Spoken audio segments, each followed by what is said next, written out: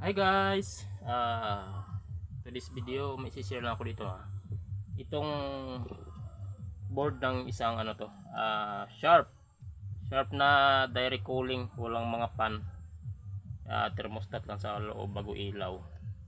Ito yung niya, ang board niya.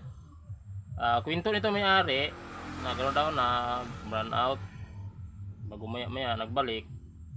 Yun, pagkabalik nawala lang agad ang power sa kanyang ito nang dahilan nagputukan na itong power IC, system IC, putok.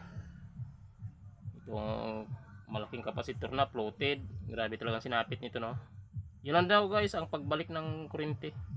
Ibig sabihin guys, kung may mga inverter kayo dyan, kailangan nyo talaga ng EBR na may power delay para kung magbabara na at man magbalik ang